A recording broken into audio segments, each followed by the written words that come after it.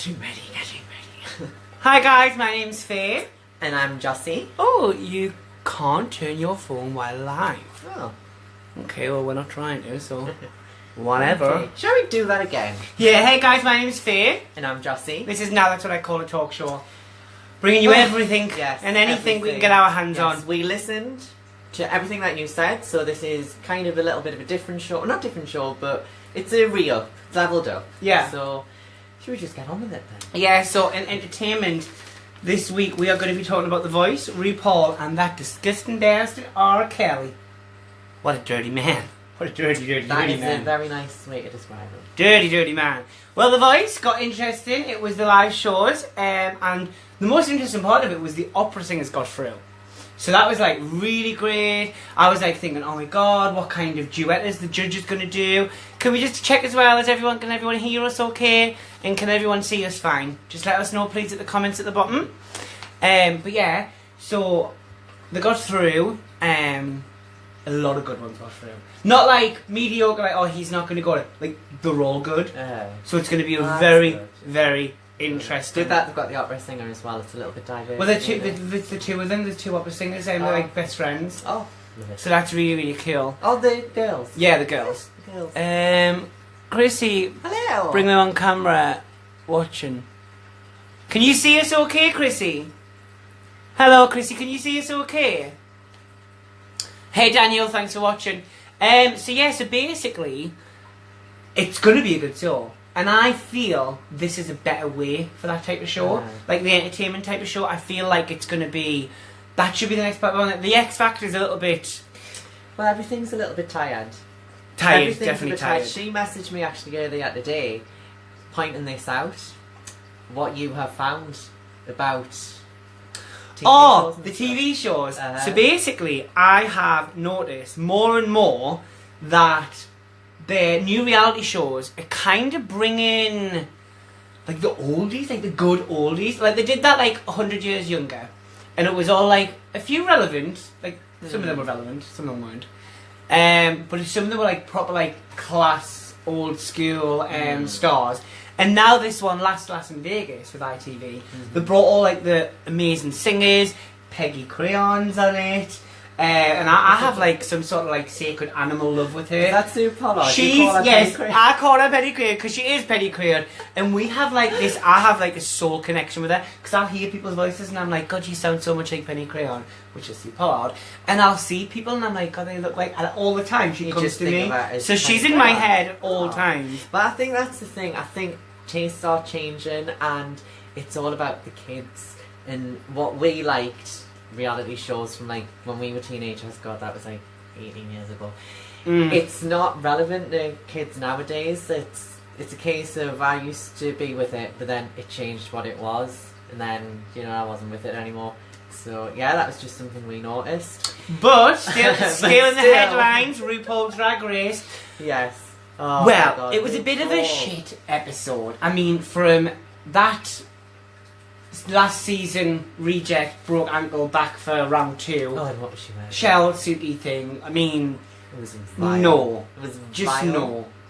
She didn't look like a mermaid, she looked like a beach whale. I do think, alright, so, spoiler alert, we are talking about Eureka, who stayed, and Khloe Kardashian, who sashayed away. Yes. Spoiler alert, sorry if you haven't seen the episode, oops. I think Eureka pulled it out the bag on the lip sync. She did crap in the challenge, but she pulled it out, and I do think she was better than Khloe. We've also seen something that's been in the news today, doing the rounds on a few different sites. Oh God, did you see the harassment that the girls got in Newcastle? Absolutely disgraceful. Vile pieces of specimens, if I'm honest. Basically, you're sideways. Oh, okay. So we're actually sideways. Let's try and change that. Oh, wait there. Are we back to normal? Are we back to normal? It was going too good. We're sideways! It's fine if we're sideways. I can just hold it. Well, we'll take turns. Okay. So you're going to have to come closer. were we sideways the entire time? That is so funny. That is funny. So yeah, basically, so Pheromone and Shake yeah, got loads of kind of hassle in a kebab shop in Newcastle. It looked like the one next door to Easy Street. Magic Flame. Yeah. One of them. Magic Flame, or PSP, or whatever it's called. So we're back to normal now. Are we back to normal? Are we back to normal, guys? Can you see us? Right. That's... Right, this might be the sideways episode. No, it's not the sideways episode. We want to be back. So we're going to try and go back to You normal. hold that. You continue talking about thingy and I'll deal with it. So, if people haven't seen what we're talking about, like we've just said, Shea Coulee and Pheromone were basically verbally assaulted in a kebab shop in Newcastle last night. Newcastle, our hometown. Our hometown. At first, when I first seen the clip, I thought, oh, is it just banter?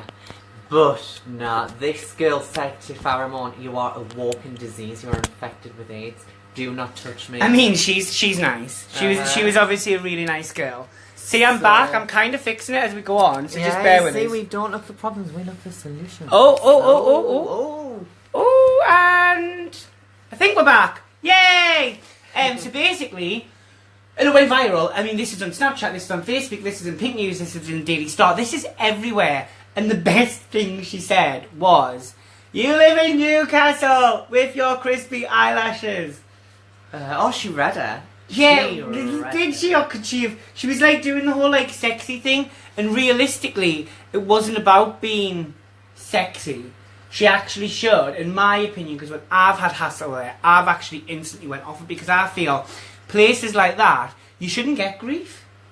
It should be a happy-go-lucky place, and if any of the kind of any of the people involved give any hassle, I think it should be removed. Like especially managers, restaurant owners, they should be removed, especially around that, like that area. Like they were being vile, and yeah, like it's sad to see, like it still happens. It still happens. And it happens to two international American drag queens. Like that is the thing, like Pheromone and Shea Coulee were on RuPaul's Drag Race. Like Shea Coulee got to the final.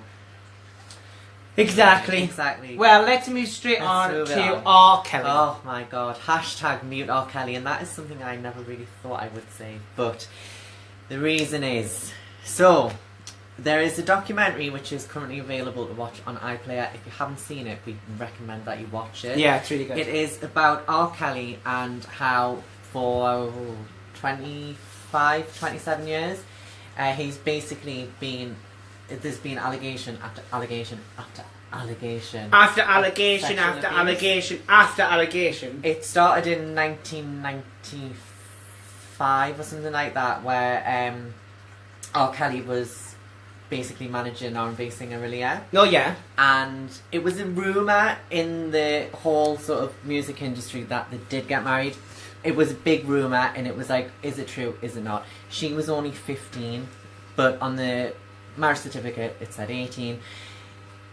Back then she did have this whole thing where she was really ambiguous about her age. I think it was just the way, it was R. Kelly was behind it, so I think we didn't know about her age, and it was actually confirmed that, I guess, they did get married. Let's just reiterate, he was 27, she was 15. I think she was groomed. I think she was massively groomed, and I also think from the documentary it was very clear to see the grooming was continuous. I mean, his own family lived in the slums while he lived in his big mansion, which is reportedly known to have rooms for Pacific girls. I mean, there was one lady on there who was brought out into a room while another lady said, I've trained this one, she knows what to do. And this lady actually started noticing how similar the other lady was, so you could tell like they were all getting the same type of training. Everyone was acting the same. It was almost as if they were being programmed. I think my theory is, after I watched it, I think had Aaliyah still been around, because sadly she did pass away 17 years ago with his plane crash, she was only 22. I think, had she been alive today... Or did she? Wow, Illuminati. I think she may have maybe been a voice for people that were groomed by R. Kelly, and she could have maybe used that... she could have definitely used that platform. I don't know if she would, because she was a very private person, but that was then, this is now, and I do think... I think if she was alive now, I do like to think she would speak up about it. One thing that got me Mm-hmm. was when the documentary presenter was backstage at some event, and this Yes. girl, I know who she is. You know, I said I didn't know who she was. She's the daughter of Tiny. She's married to Rapper T.I. Ah, She's her daughter. okay. She was just so blasé about it, and she was like, "So he's a legend. That's, you know, it's just rumours," and it's like it's blatantly obvious what he's done. So. Well, there was that. Is that the blondish? That was the blonde who was girl, like, yeah. "Yeah, I totally work for him. Uh-huh. I totally work for him. He's a legend." And in effect, did you not think she kind of said, "Oh, it doesn't matter. Me signal would be a success." It's like, well, like what do you say? Silence. Oh, so money can buy silence, and Silence buys careers. Yeah, and silence can buy careers, and that is what I believe. Like, without a shadow of a doubt, literally, silence will get you money. Don't say anything, you're gonna get money, blah blah blah. But like literally, just ignoring it can make a career. I mean, we know massively. How many actresses are now talking about it? Really upsets me, because it's just a case of, oh, well, you didn't say anything then because you knew your career was going to get. Exactly. I could go on and on about those fake bitches. We could go on and on about who it. clearly. Please leave comments if you've got any comments about that. Oh yeah, we really want to interact because we had a massive long conversation about it, and that is the thing. A lot of people are saying that people should boycott R. Kelly's concerts that he's doing. Well, they already are, and I think people already are. And like, I'm a massive R&B fan. It is my thing, and I never thought that I would not want to listen to R. Kelly, but at the moment I'm like, nah, I can't, knowing what he's done. So yeah, let's hope one day. Oh, should we try? Buttons everywhere. Yeah, but R. Kelly's just a dick. There he is. Hello. Turn him up a little bit. We're just going to turn you up. We're just going to check the volume to just the normal volume button. Yeah, that's fine. Okay, perfect. Welcome to the show. Thank you very much. So, please tell us about yourself, your journey, and of course the Shatter Boys. Yeah, all right, cool. So I remember me and you first met, Faye. It was last year, wasn't it? At the Manchester United do, wasn't it? Yeah. Where myself and you were speaking and stuff. Were kind of sort of sharing. We were the loud ones. Yeah. We was, and they couldn't get us off stage as well, innit? No. Yeah, so just before I start, I just put like sort of a trigger warning out there, because I don't want to, you know, there might be stuff that I talk about that might upset people or might bring stuff up for people who've been through a similar experience to myself, and maybe haven't like sort of disclosed before. You know, what I would advise is like sort of afterwards, what we'll do, Faye, is we'll stick some numbers up like sort of underneath in the comments, or if there's anybody who is watching who would watch it, who would like to bang some numbers in there and stuff. So kind of sort of the reason. We hope when we finish the interview, you're going to stay on with the comments, and if you can kind of interact with everyone. So if people have got questions, feel free to write them in the comments now, and you can go through and kind of reach out to people and kind of connect on that basis as well. We hope you'll stay to do that. Yeah. So obviously, I'm not going to go into any like sort of graphic detail about what happened and stuff, because, you know, there's no kind of sort of point in that. You know, we'll talk a little bit about what happened and stuff, but more focusing on the like sort of impact issues and how I kind of got through that. You know, how it affected me, how it affects other people, and how you can like sort of move on from it, really. So it's about carrying a message of like sort of sharing like sort of experience, strength, and hope. To be honest with you, and where we're kind of sort of up to at the sort of campaigning for change for like everybody. You know, because just to like sort of bang on about myself and like sort of bang on about my story, you know, it's boring, really. We want to know how you get out the other side, and kind of sort of what we're doing today, really. So if we just like sort of start from the beginning with like sort of with my journey, really. So basically, yeah, of course, go ahead.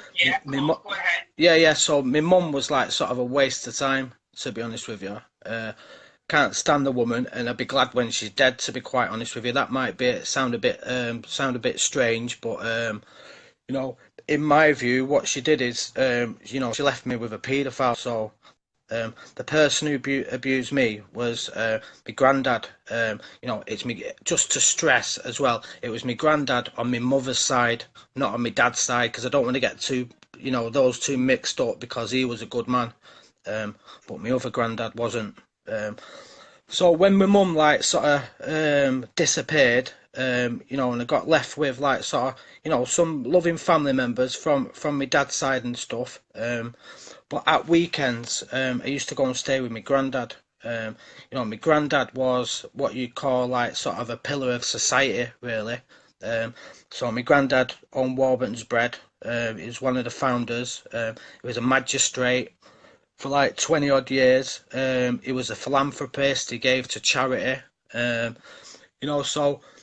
if you'd have met my granddad, you'd have thought he was a top kind of stand-up guy, really. It was everything you kind of like sort of want to be, really. But what people didn't know, and what I didn't know, to be honest with you, at the time, because I didn't know what he was doing to me.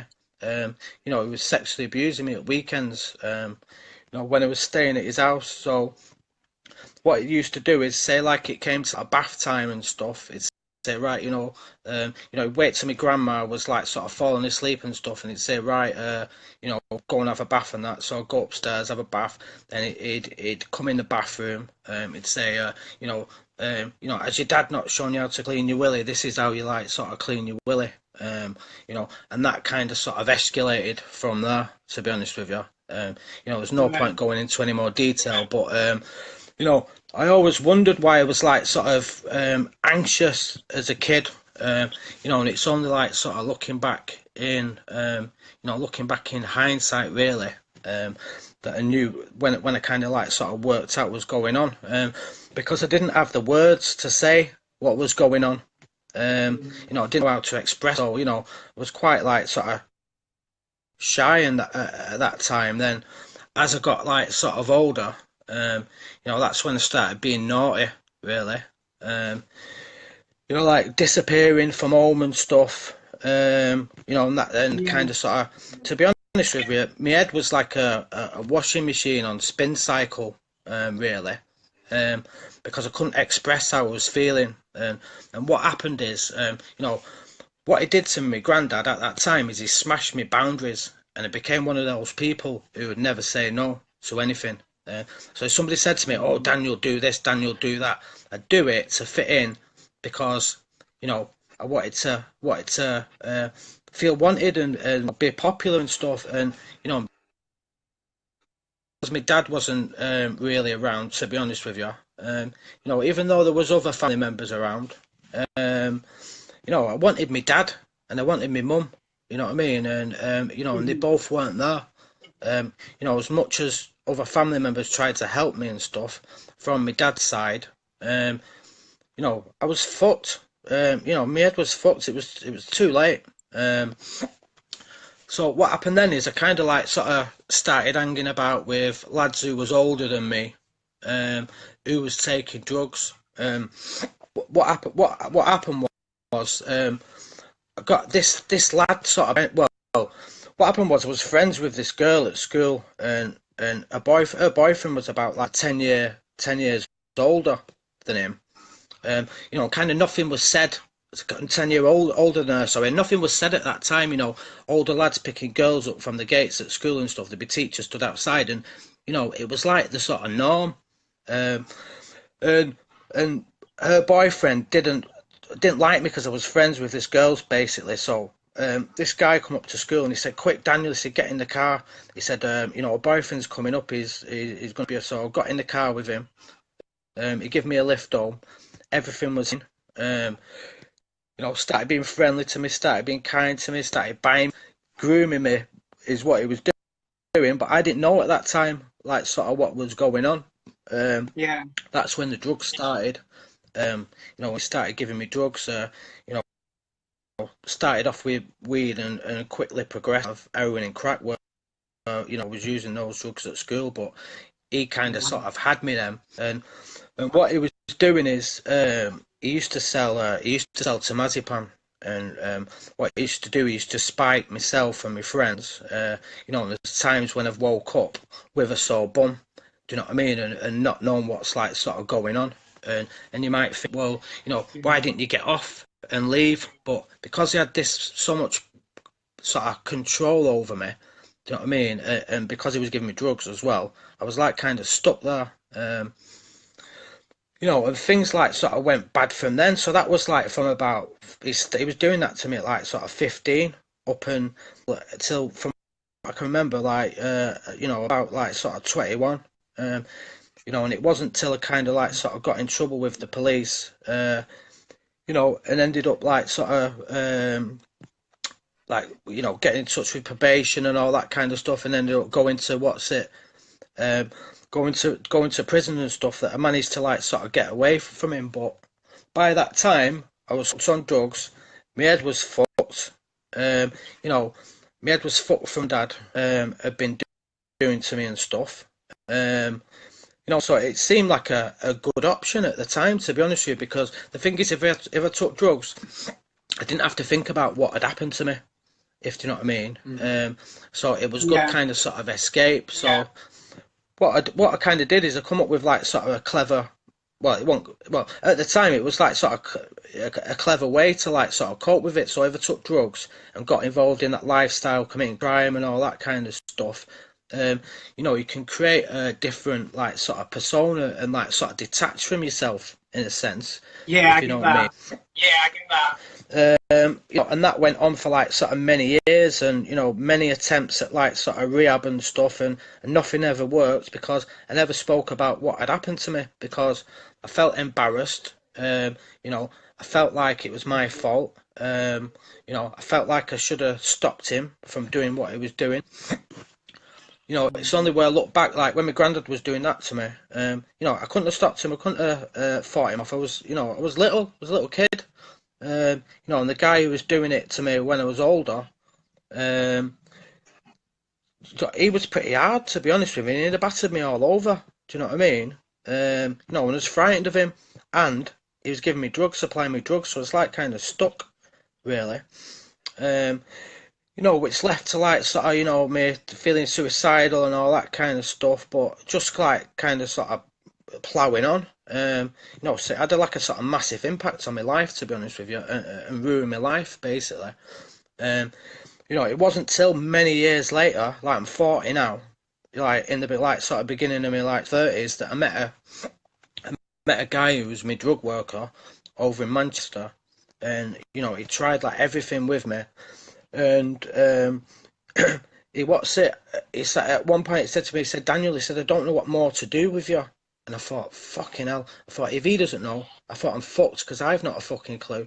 Then he like sat me down, and he started telling me about something, what had happened to him when he was younger.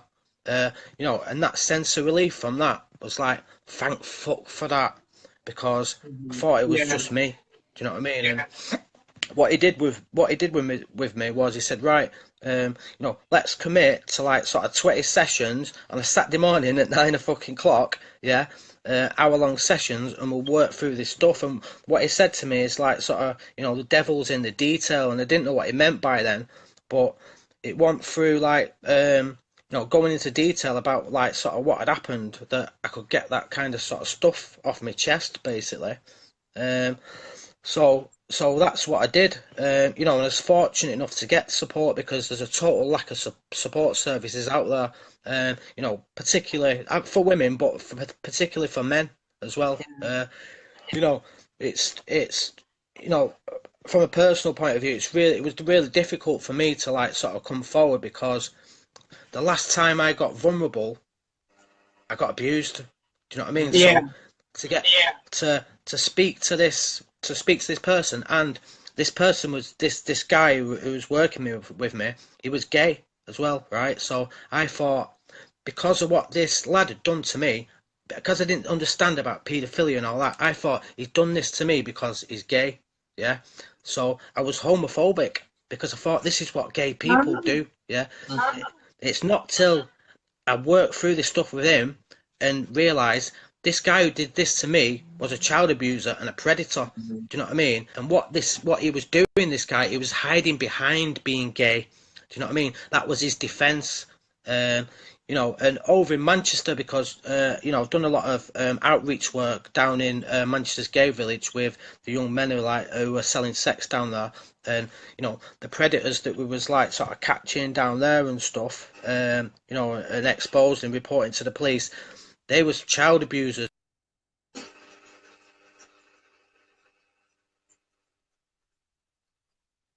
We lost connection.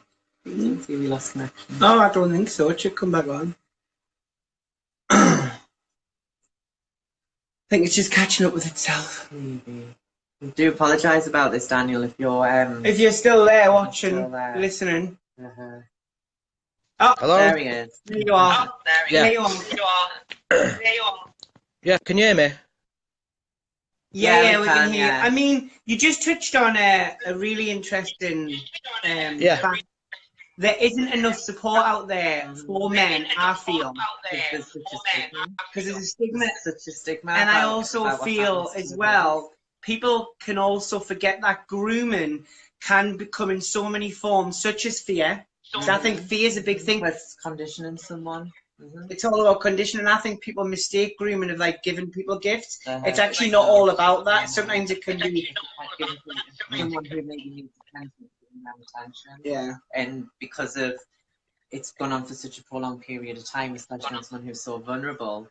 It's just awful. It's just awful how people can prey on people like that. Do you feel that the support is getting better as I suppose it's getting more kind of spoken about, especially with the Coronation Street storyline? More media representation. Do you feel it's getting out there? The message is getting sent. Do you feel it's getting out there? The message is getting sent. The message is getting out there, yeah, because we don't stop, you know, we don't stop flipping banging on about it, and that's my kind of like sort of mission in life. Because if I just like sort of come back to the police, if I may, who you know, are not in my kind of like sort of good books, to be honest with you. So, you know, this is what happened when I reported to the police, yeah.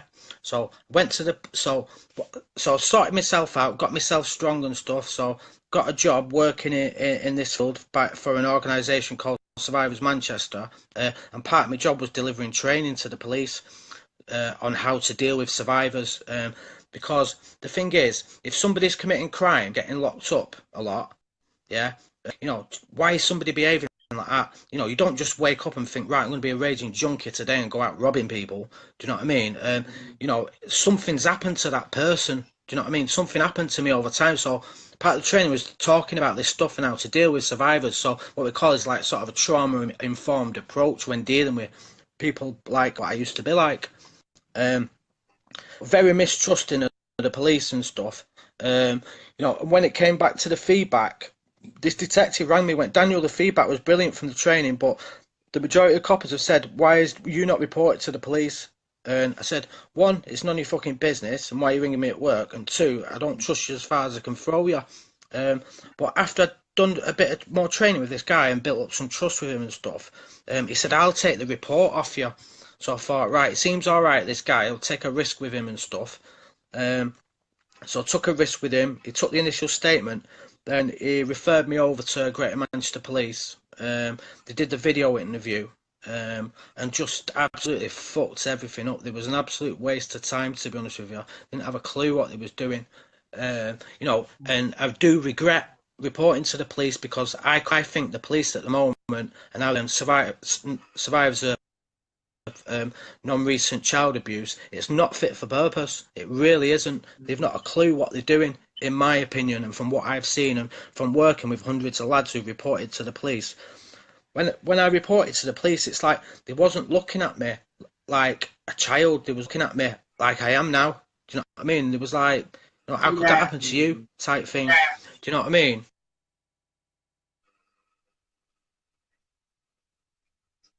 We do know what you mean, and I think as well, for me, it borderlines obviously being transgender and growing. As a boy, you were always told you had to be strong. Hello? You always told you had to be strong. Did you hear us? Right, yeah. So when I report, Go ahead. yeah. So when I reported to the police, you know, the investigations.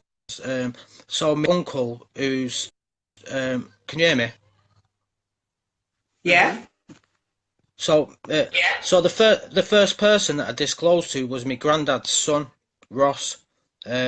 So Ross is like sort of running the family business now. He's running Warburton's, you know, and the police. I could tell he was terrified about speaking to him and asking him. It was like because he's got that sort of power and like sort of influence in the community, and he's got like sort of the best legal team like sort of money can buy. It took months for him to speak to him. You know, when they spoke to my uncle and said, "Has Daniel disclosed this to you?" He went, "I don't know what you're talking about." He went, "Daniel's never said that to me." We'd had a big blazing row in the street about it. Um, you know, so that case just got dropped, and when they went and spoke to the guy that groomed me and was abusing me and raping me, the conclusion the police come back with, he admitted to sexual contact with me, but he said it was consenting. So I told the police in my interviews, I was 15 at the time when it started, and they went, "You did to what was going on, you was off your head as well," and dropped the case. And it's like, are you for fucking real? Do you know what I mean? So that knocked me for six for a while, to be honest with you. So so after a time, I thought, you know what, fuck yous. I thought, you know, this is where the campaigning bit started, because, you know, started helping people with their individual cases. You know, my kind of sort of case was like going on the back burner and stuff. And the thing is, you can't help everybody. Do you know what I mean? It's impossible. You know, so what we're kind of sort of ploughing for now is like sort of change for everybody, to be honest with you. You know, so we've come up. So what we've done is we've come up with a petition government. So currently, at the moment, you've got the Independent Police Complaints Commission, that if you've got a problem with the police, like I have, and hundreds of thousands of others have, you know, you report it to them and they look into it. But the thing is about the IPCC, it's made up of 8 to 6% ex-police officers and ex-police staff. So it's the police are marking their own homework. So you do a report, they look into it and say, "There's nothing to see here." Do you know what I mean? So our petition, what our petition is about, I've got over 5,000 statements now from people who've been failed by the police, and I will have the fuckers. We will have them in the end. Sorry for swearing. You know, we will have them in the end. So we're watching the petition and stuff. On the sort of side of that, so you've got someone called Alison Saunders at the moment, who's the head of the Crown Prosecution Service. So what's happened with her is she's going to they're not continuing the contract because she's messed up that many cases. So what they're saying is they're going to review all adult.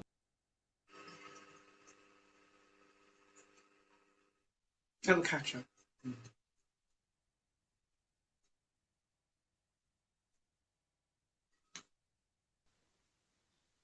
Hello? Yeah. Can you hear me? Carry on. Yeah. So Alison Saunders, the head of Crown Prosecution Services, she's so all cases under her, rape cases and serious sexual assault, are going to get reviewed that she's been in charge with, but no mention of childhood sexual abuse cases. So you know, I've been on the absolute roof with that, to be honest with you. So we've wrote a letter to ZPS, asked for a meeting. So what we're going to do is, we've got the hashtag CSA review, childhood sexual abuse review, and we're calling for all childhood sexual abuse cases to be reviewed. So 8:30 tomorrow on Twitter. We're going to get it trending on Twitter, and that's the start of the campaign. So we'll get that trend on Twitter. Hashtag CSA review. CSA. Oh, well, we will definitely. Yeah. What do you think about the documentary that recently came out, The Three Girls? No. Yeah. And how they were Three girls. They were totally it was ridiculous how they were looked after. It was another negligence of the police. Do you think stories like that and things that you're doing and what I'm doing is getting people's attention, or do you still think, I personally still feel a lot of people are still trying to cover the tracks, and it's absolutely fucking bullshit? That sort of Rochdale's my specialist subject, to be honest with you. You know, I spend a lot of time over in Rochdale, and I work with a group over there called Parents Against Grooming. Parents Against Grooming do patrols 7 nights a week on the streets, gathering evidence, passing it on to the police, who are doing basically fuck all with it, to be honest with you. You know, so it's like we're sort of, you know, I don't want to be a copper, but it's like you end up doing the police's flipping job, to be honest with you. So if we go back to, you know, if we go back to the three girls, I know Sarah Robotham personally, and she is an ambassador for Shatter Boys as well. But my problem is, not particularly with her at the moment, is you know, the Labour Party and the councillors over there, over in Rochdale, are responsible for the cover-ups what's been going on over there. So you've got Tony Lloyd, who's like sort of running the show at the moment, who is an absolute joke. Yeah. So let me give you an example. So Billy from Parents Against Grooming was took one of our lads to the police station at Rochdale Police Station. He'd been raped by an adult, by a doctor as an adult a couple of years ago, right? So Billy's in the Billy's in the police station with him and stuff. Tony Lloyd walks past and he shouts to him. Billy shouts, "Here, Tony, here's another one who you failed." And you know what he did? Laughed and carried on walking. You know, this is what Rochdale Council's like at the moment, and the councils in Rochdale and the social services in Rochdale. I'm talking about Rochdale, but it's the same in every town. You know, the cover-ups in Rochdale make you kind of like sort of toes curl, to be honest with you. And the thing, I like the three girls, and I liked the sort of you know, the powerful message what it was getting out there and stuff. But for me, it's just pure spin. Because the thing is, there wasn't just three girls, there's absolutely hundreds of girls and boys as well. You know, so to put something out there like that, yeah, the content was graphic and really good and stuff, but it's minimizing, in my opinion, what the truth of what is going on, what is still going on in Rochdale. And you know, do you not feel, don't be like, go on, sorry, love. do you not feel like, I personally feel it's great that these documentaries get out there, but do you not just think some TV shows kind of just see a way to make ratings, and it's actually not a deep down, like, they actually want to help, they just think, oh, this will get views. They're just showing the problem. They show the problem, but they're not actually trying to solve it, and I think that should be their focus, not just kind of, oh, we'll do a sensational storyline. They should have a responsibility. A little bit like Coronation Street. Coronation Street did the grooming story, now they've done the male rape. Why did they do the male rape? Because they want to help it, or because they knew it would get them ratings? I think Faye, I'm so glad you've like sort of both mentioned that, because I've been having a pop at them myself, like sort of over that. Because the thing is, yeah, fantastic, great, you're raising awareness, you're talking about male rape and stuff, but then what? You know, nothing. So if they was asked about male rape, what they'd have done is, after that, you know, after they'd done that, like sort of those episodes and stuff, if they give that much of a shit and it wasn't about ratings, what they'd have done is they'd have set up a fund. They'd have done some sort of fundraiser. They could have raised £1 million and said, right, what we'll kind of do here is, you know, we'll use our high profiles to get some money in the pot, and not give it to organisations or anything like that, but individuals can get in touch and they can access a fund for counselling and therapy, because the research that they've done in that story, because I know the people that they've spoke to research that story, they'll know there's a total lack of support services out there. So if they was that asked, they'd have done something like that. They've done the story, got the ratings. They'll get some like sort of little award, like sort of, you know, later down the line, job done. But you know, they've triggered that many people with that storyline. Who's going to mop that up? Do you know what I mean? They aren't. Do you know what I mean? So I agree with that, because what irritated me is, I don't know if you've been watching it, the Coronation Street storyline. It happened, and then it kind of like disintegrated, and now there's like a murder storyline. It was. And I'm I'm like thinking, hang on a second here. Male rape is hugely unsupported, and you breeze over a subject like that, and it just infuriated me. It pissed us off. It got us into Coronation Street, which was crazy. Because I never watched Coronation Street, but it really pissed us off because next, in my opinion, because they've done a lesbian woman, then they've done a grooming, now they've done a man. Next, there'll be a transgender person in who then gets abused, and it'll just be for storylines, and it just pisses us off because they could help so much more.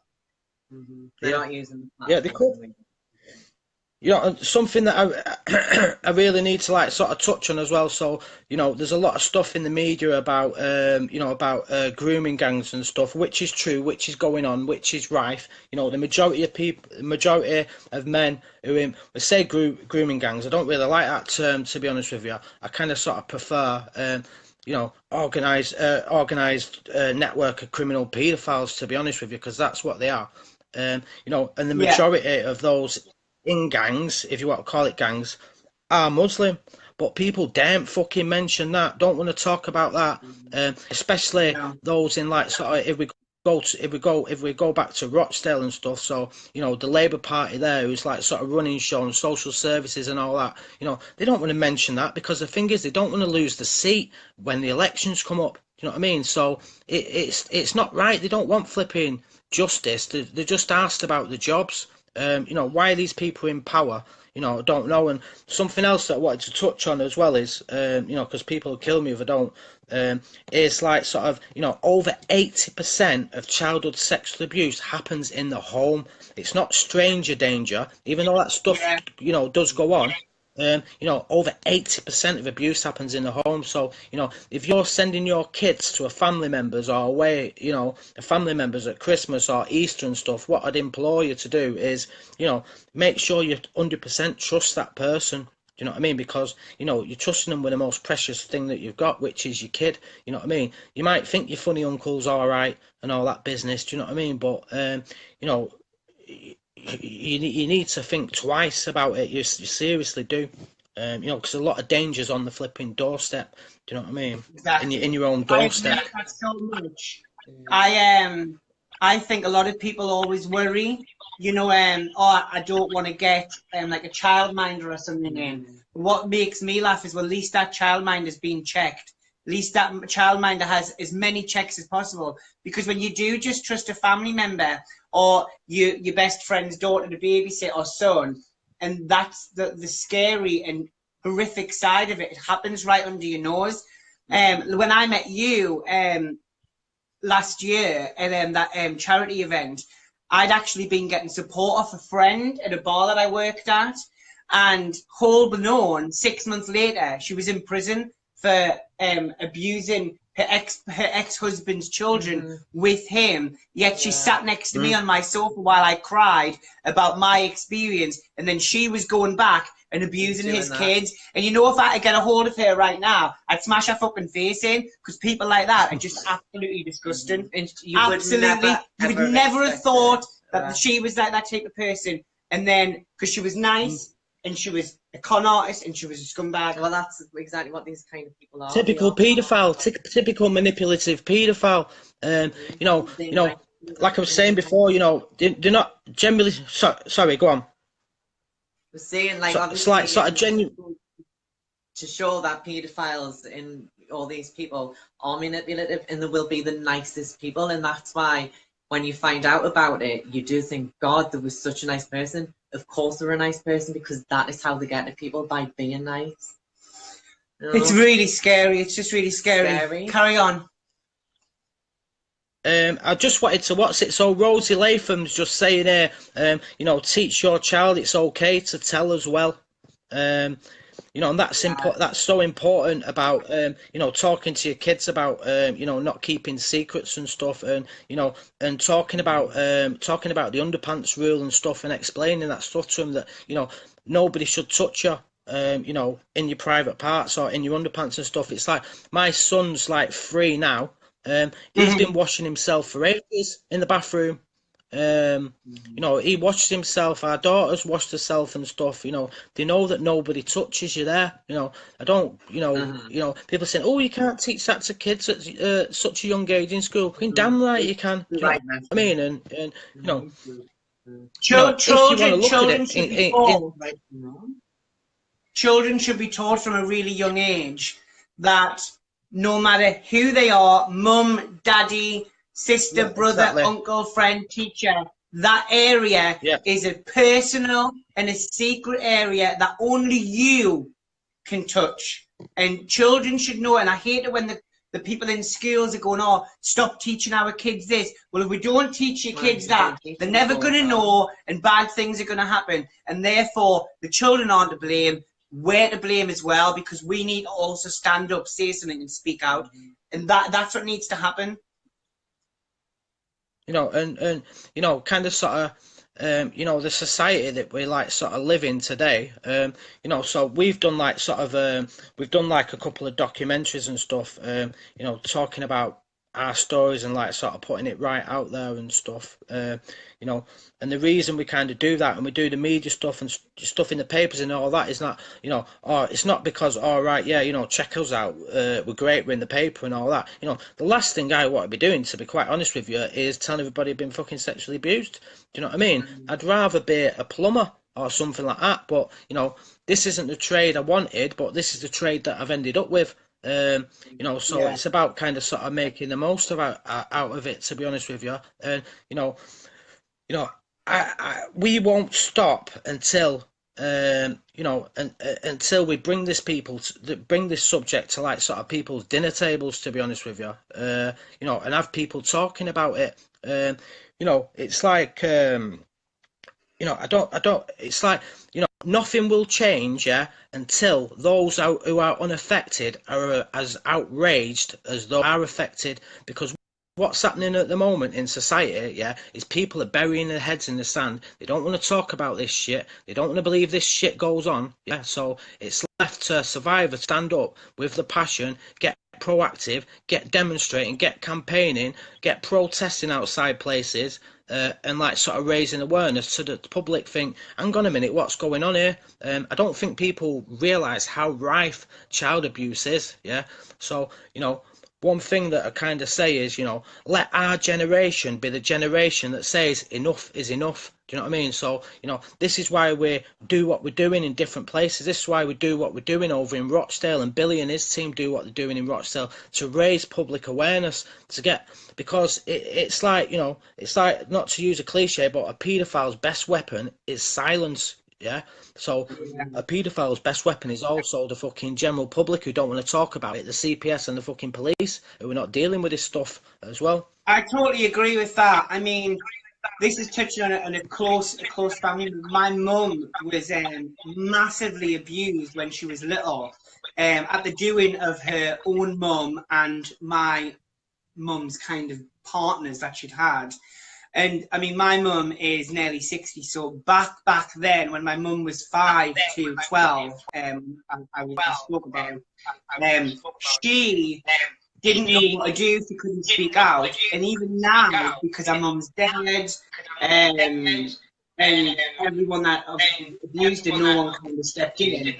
But my mum kind of suffers in silence. And there's no justice. There's never going to be a justice. But bravely enough, she kind of confides in me to also speak up, speak out, and kind of, I feel privileged that I'm actually allowed to share my mum's journey, because my mum, realistically, if I'm honest with you, she just is not.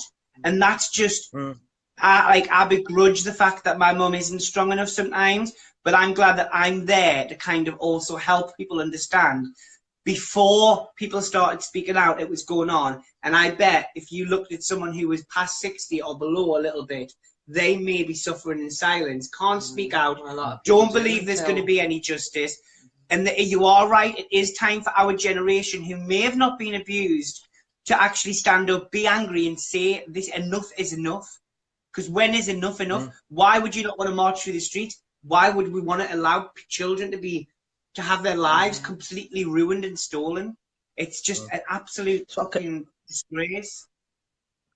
Can I just pick up on it? So my mate Wayne's on here. So Wayne's saying being an expert on abuse is no life, but we need to keep it on the table. You know, which is absolutely bang on, and you know something that I've not talked about as well, which is like sort of really important, is like sort of recovery as well, and recovery being possible. Do you know what I mean? Can I Which is just like stop sort you of for a mega important. second? Can I just stop Yeah, you of for a course, can second? love. Yeah. We just want to tell everyone as well who's watching just to share the video because we really want to try and get this Yeah, message yeah. across to everybody. Cool, cool, cool. Yeah. Yeah, Do you but want go to tell them ahead, then? sorry. Yeah, but go ahead. No, Everybody no, was go on, share, tell them. share, keep sharing the video. We want to get at least 100 shares tonight. We want to get this message out and we're not going to stop talking about it. Yeah. So recovery, carry Yeah. on, please. You know, so I didn't disclose about what happened to me to be fucking miserable. Do you know what I mean? You know, I did it because I seen somebody else do it, and I thought, flipping heck. You know, what's it? You know, I didn't even the guy who disclosed to me and like sort of helped me. When I looked at him and met him and stuff, and seen how he carried on and he was working and all that kind of stuff, and he wasn't taking drugs, I'd never have had a clue if he hadn't told me. You know, that's how surprised I was, and what I thought is, you know, I want a bit of that kind of like sort of peace of mind. You know, and after disclosing, what it did is, you know, it took the power. It took a lot of the power out of it. Yeah, but let me tell you, it'll never go away and it'll never disappear. It'll always be there. But the thing is, I can cope with it a lot better today. Do you know what I mean? Because I sort of expelled it from inside of me because I was carrying it around for that long. So don't get me wrong, and I feel dead anxious and stuff, and you know, I might be walking through town, or you know, toilets are a thing as well. If I go into the toilet, I always flip in. If I'm having a pee and that, I'll always go in a cubicle and lock myself in the cubicle and stuff. Just little things like that, what I kind of like sort of still do. Or if I see somebody who looks like a pedo, do you know what I mean? That can set me off. You know, I'm not saying you know what a paedophile looks like, but you know, in terms of thinking about what a stereotypical one might look like, do you know what I mean? Or like sort of an old man who's smelly and sweaty and all that kind of stuff. That kind of thing still sets me off. You know, but I've got like sort of people around me today who I can talk to, who understand. You know, and it's not like sort of rocket science, you know. And if somebody does like sort of you know, if somebody does disclose to you, all I'll say to you is just listen to them. You know, you don't have to give them top advice or whatever. I'm not like dead clever. Do you know what I mean? All I do is like sort of listen to people and kind of sort of understand. And it's that having that connection and that empathy can go like flipping miles with someone. You know, and that's how we kind of like sort of work. You know, Absolutely. and I you am. know, Bringing to the toilet situation, it's actually where a lot of my childhood abuse stemmed for. Mine actually happened in school, by a group of boys. With me being transgender, I was transitioning, and these horrible, nasty people thought it was appropriate to kind of try and insert tampons inside of me, pour bleach over me, and I think they thought that was just them bullying, but that was massive abuse for me. That was like the worst ever. And because I was transitioning at the time, and that was kind of put upon my family, my transition was like the craziest thing. I actually didn't speak up. I just never went back to school. And I walked away from that, and I regret not speaking up and telling my mum and my sister what happened. But at the time, I thought, God, they've got enough to deal with what's happening with my transition. I'm just going to keep my mouth shut. To then further grow on, I actually developed I've got mental health issues, but massively in a toilet where I would totally, this may sound crazy to people, I would totally imagine myself in a different world when I was in a toilet, as if I was like playing a computer game. It was all in my imagination because it was the only way I would keep calm in a toilet. And from being so young, that happening to me, it's crazy to think now. I still sometimes, if I'm in a new place, freak out about going to the toilets because you just never know what can actually happen. And I think that's a big thing. It doesn't just happen at home. It doesn't just happen kind of in a home place or in a school place. It can happen in anywhere, in a toilet, in a swimming pool. And people need to speak up because any type of inappropriateness is inappropriate. And I was looked upon as those guys were bullying me and being all hard, but really they were being disgusting and it was violent. It was horrible what they did to me. And I grew up to always kind of, I always feel once you're kind of in that environment and something like that happens to you, it seems to kind of attach itself to you, and you attract other people who find and can see your vulnerability. When I said my speech in Manchester a while ago, I've always kind of been a one to say that you kind of, I don't know, you're somewhat tarnished. And I felt I was, because from the age of 11 to the age of 21, so many cruel people came into my life and abused me and manipulated me, and I never really understood why. And I always look back and think, oh, maybe I should have spoke out. And I kind of wish I really wish I did, because maybe my life would have been different if I'd spoke out then to now speaking out now. So I definitely think recovery for me has been getting it off my chest and kind of being like tough and a bit of a crazy bitch and swearing about it and telling people that it's fucking horrible and it's hard and it affects people. And I was abused as a gay guy to then transition as a woman. I kind of wanted to forget about it, but I found recently the more I talk about it, the more I'm kind of I'm relieved, and I feel like a weight being lifted. So, you know, something else I'd like to sort of touch on, which is like sort of linked in with recovery, is like parenting as well. You know, and being a parent. You know, so I've got one son, a daughter, and two stepdaughters as well. But I was all right with my daughter when she was born and that, but my son was a different story, because the thing is, my son's obviously a boy. Do you know what I mean? And because of what happened to me, I thought, I don't want to change his nappy. I don't want to touch him, because men don't touch people there because of what happened to me.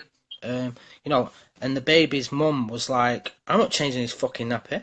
You know, I've never changed a boy before, so it's like, fucking hell, you know, I'm gonna have to kind of like sort of do this and like, you know, bathing him, all that kind of stuff, you know. You know, when I used to have a bath with him when I was little and stuff, I'd have my shorts on, because it was like, Paranoid. You know, little people, yeah, little people shouldn't see men's bits because of what happened to me. But you know what I had to do is, you know, I had to work through that stuff. And you know, there's a lot of myths out there as well that if somebody's been abused, that they'll go on to abuse somebody else. You know what I mean? Which is which is a paedophile's best fucking lie, to be quite honest with you, and the best kind of like sort of justification. You know, because why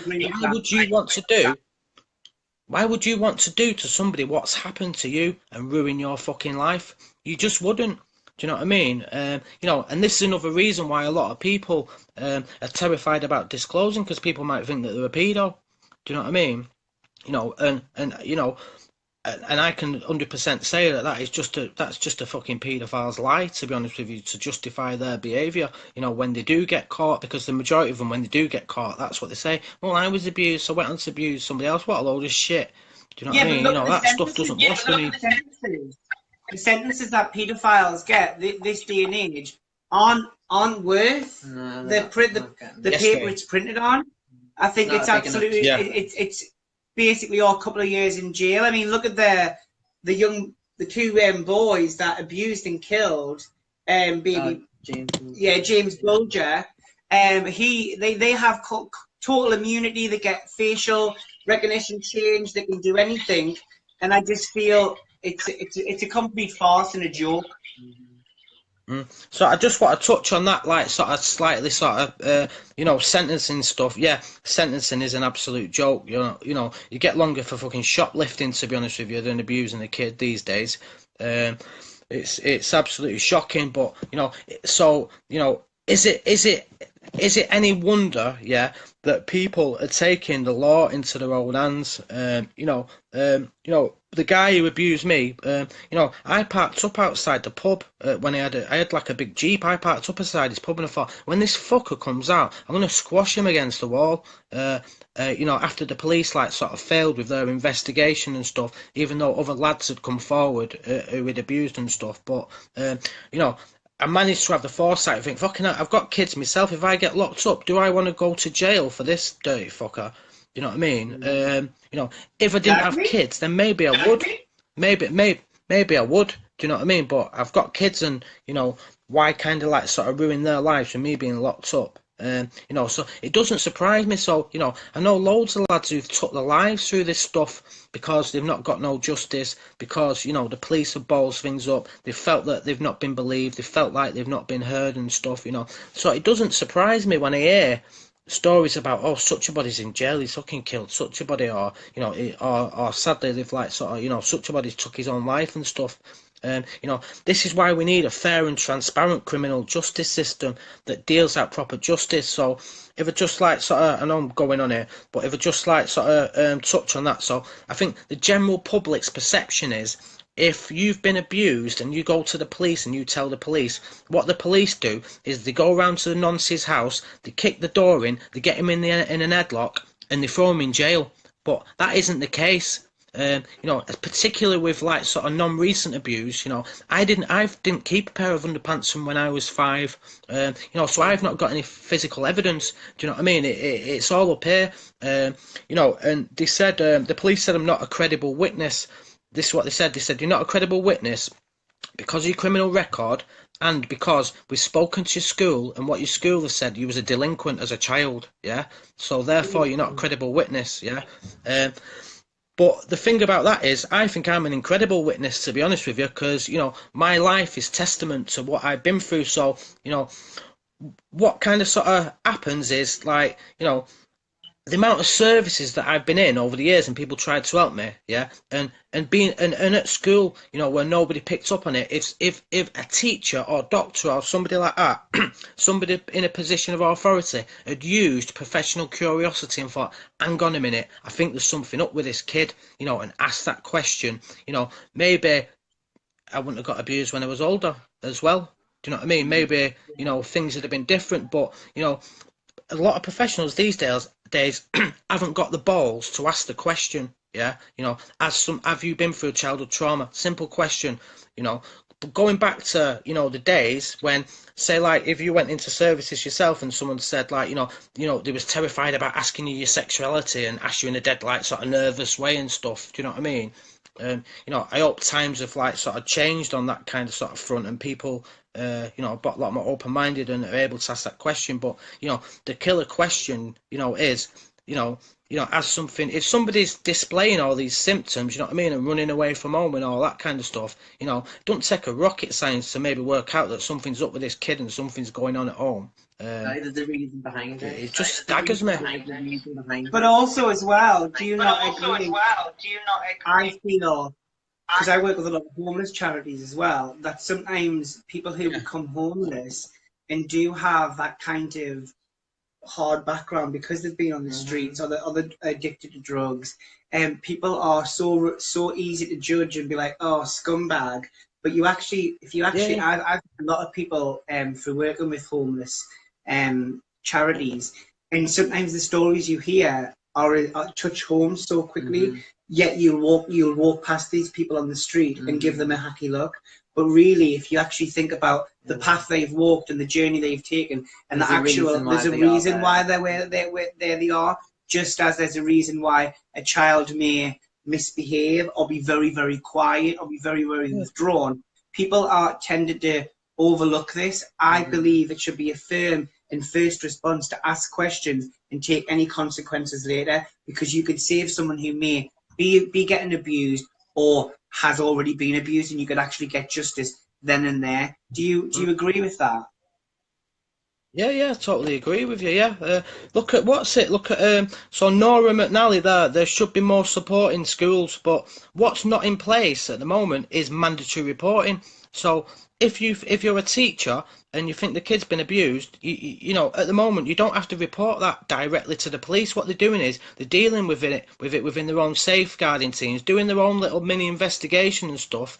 You know, and coming and not passing that information on. But I know many cases where you know, kids have been abused and raped off a teacher and stuff, and it's not been passed to the police. But you know, the parents have tried picking it up. But what it seems to me with the schools and stuff is, you know, they don't want to affect their Ofsted record. You know, this is, you know, this is why they don't want to disclose to the police and stuff. You know, and this is where your cover-ups come. You know, and everybody everybody ends up covering it up for each other, and we ended up in this fucking mess that we're in now, where society, you know, is on the deck, where it's not listening to its children, it's not believing its children, and dismissing its children like its children aren't important. And you know, the evidence of that is what we've got is when people do get older and they do report to the police, you know, they're doing fuck all about it. You know, I'm not saying all police officers are bad and fucking corrupt and shit and lazy. No. What I'm saying is, when you report to the police, believe you me, it's like rolling the dice whether you're going to get a good cop or not, whether you're going to get a thorough investigation or not. You know, and it's not okay. So this is why I say if someone hits someone. For I think, especially from the LGBT community, as a transgender person or a gay guy, you're always wondering like, oh, is this copper going to be LGBT friendly? Oh yeah, and it's like a total joke that you ring someone for help and you're sat worrying, are these going to be LGBT friendly? Are they going to be understanding? Are they going to be sensitive? Are they going to take this serious? And I just think the whole system is still corrupt, still letting us down. Because people blinkers on things. People put blinkers, but people like yourself, Jossie and me, who can stand up now, will hopefully make a difference. Well, I've witnessed it in the church that I was a part of when I was younger. One of our priests actually turned out to be a paedophile. There was always something about him. I was always a little bit freaked out. And when I was about 12, I was thinking of being an altar boy. But my mum was like, no, I don't want you doing that. And when it all came out, it was called Father David. When it all came out about Father David, a lot of people in the church were just like, oh, them children are just lying. So it's just that thing. People just don't want to believe it. Cover up of a cover up. And cover up, just cover up to cover up to cover up. And eventually everyone's just going to be broken in some sort of way if we don't make a change. But before we run out of time, what is Shatter Boys' main mission? And obviously we're going to promote how to get in touch. But what is their main mission right now? Because we feel a lot of the charities, I don't know if you feel the same, get a little bit lost doing loads of events when they could just be talking and getting the message out there. Yeah. So what is Shatter Boys' next step? Right.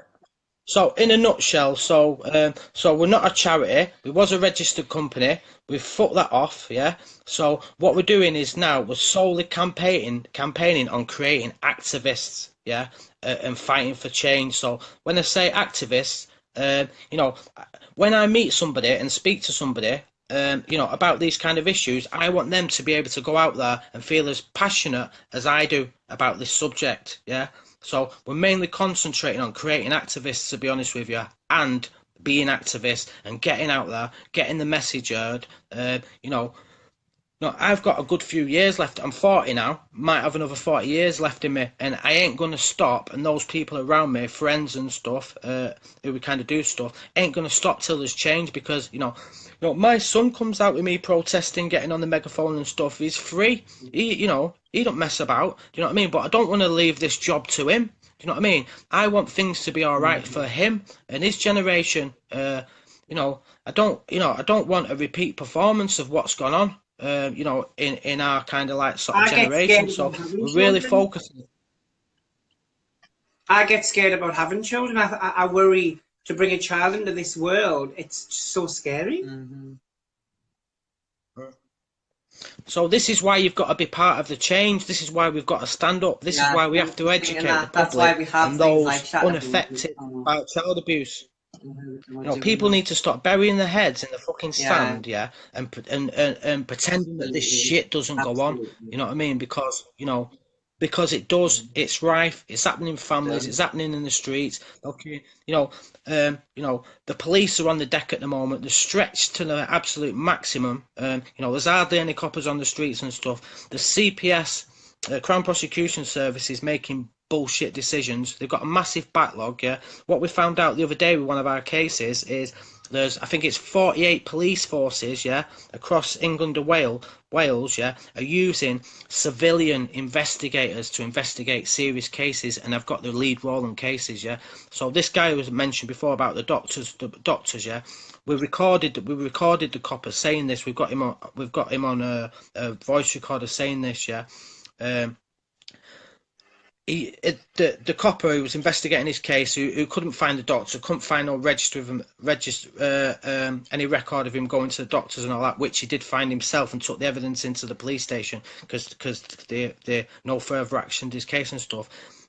Was actually a fucking security guard at the fucking university, yeah, who the police had outsourced to. So I think it's 48 police forces across across England and Wales are using these civilian investigators. Some of them are ex-coppers, which is fine, or ex-detectives who are retired and stuff. But there's a hell of a lot of them who haven't got any training, who are walking out of fucking Tesco's and kind of sort of doing this stuff, and it's not okay. I think it's people's lives we're talking about here. People are taking their lives over this shit. Do you know what I mean? People are killing themselves over this shit. People are killing other people over shit. We just need to sort of stand up and tackle this issue and keep banging on about it until it's changed. And I do see a change coming, but what's going to happen is there's going to have to be some sort of breakdown in society. Where people think where it buckles with. The fucking reality of what's going on, and from that breakdown will come a breakthrough, and we will see change, and that's what I'm hopeful of, and that's why we keep pushing. That's exactly true. I think a lot of people don't live in reality and do live in their own bubble, and I feel myself, society is more and more distant from each other. You get on a bus, you don't speak to anyone these days, but I remember years and years ago, where you would get on a bus, you would speak to people. It was very, very friendly. And now it seems to be a society that is too scared to even look at reality, because for some reason, them doing something to try and change it will actually never make something happen. But the reality of it is, if you don't stand up and speak up, then nothing's going to ever change. Exactly. But we will definitely support your hashtag trending for tomorrow. We are going to have to end this fantastic interview. It has been an absolute pleasure. And we hope you would stay to communicate with some of the comments. So feel free to ask any questions. But thank you so much for joining us. It's been an absolute pleasure. Can I just finish on one thing? Can I finish on one thing, ladies, if that's okay?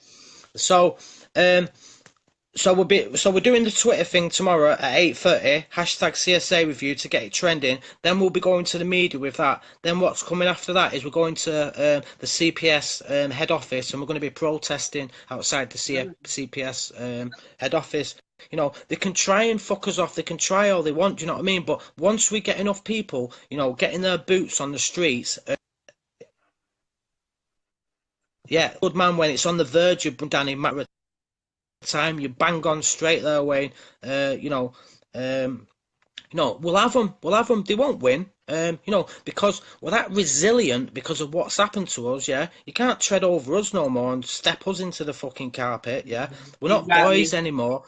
We're not kids anymore. We're not little girls anymore. We're grown adults now. And we're prepared to stand up for what's right and keep pushing till we either get locked up or somebody does us in. That's the only thing that's stopping us. We're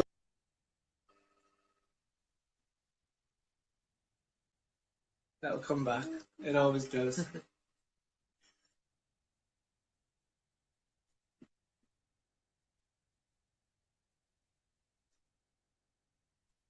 Great show. It's been an fantastic show. An eye-opener.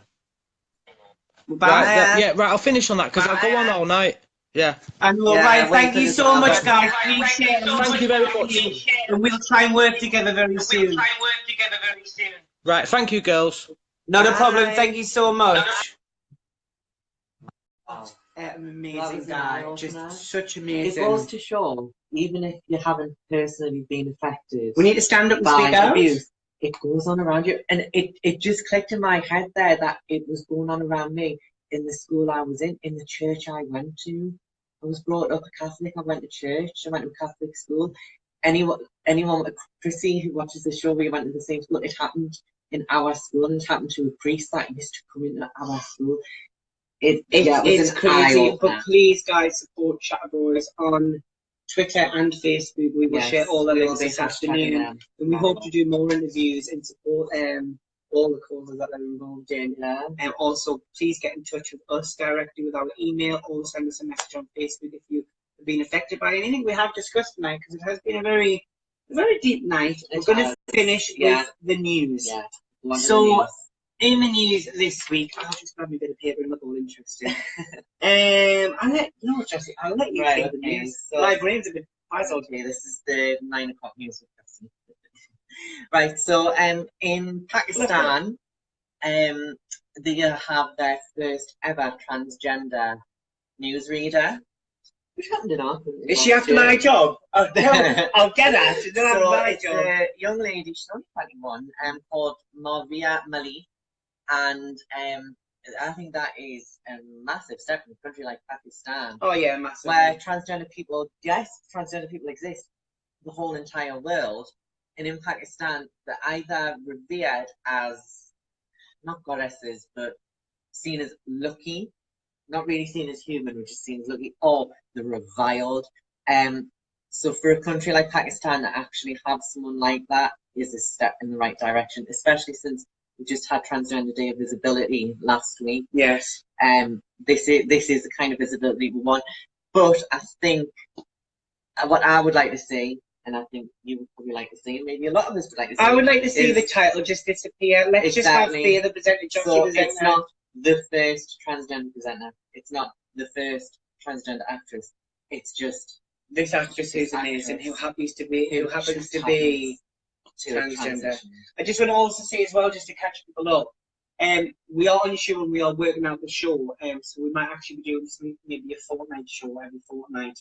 But we want to hear from you. We've had a fantastic show tonight. It's been amazing. But without you guys letting us know what you want to hear, we will never ever be able to please you. And that's all we want to do, because I like a boys. Exactly. So our last news item, I think it is worth mentioning.